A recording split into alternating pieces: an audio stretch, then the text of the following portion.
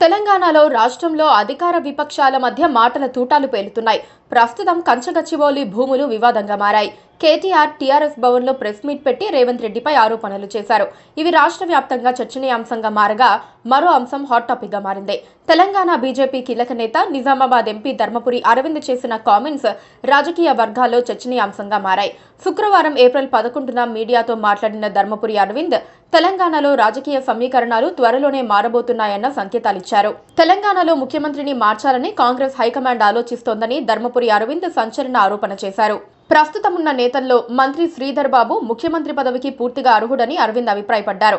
కానీ ఆయన అక్రమ వసూళ్లు చేయలేడన్న ఒకే ఒక కారణంతో అధిష్టానం వెనకడుగు వేస్తోందంటూ తీవ్ర విమర్శలు చేశారు.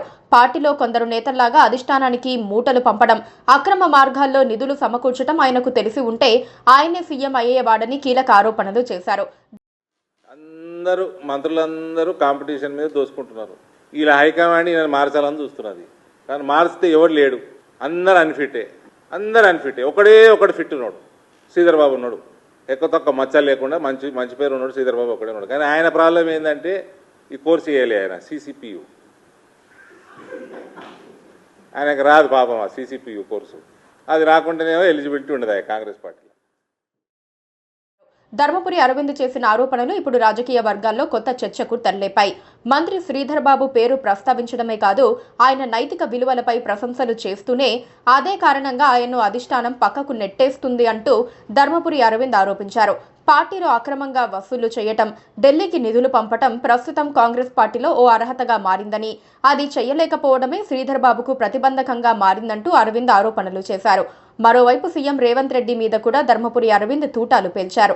రాష్ట్రంలో బీజేపీ బలపడేందుకు రేవంత్ రెడ్డి సహకారమే ప్రధాన కారణమని ధర్మపురి అరవింద్ కీలక వ్యాఖ్యలు చేశారు. రేవంత్ రెడ్డిపై ప్రజలు పూర్తిగా నమ్మకాన్ని కోల్పోయారని అరవింద్ అన్నారు.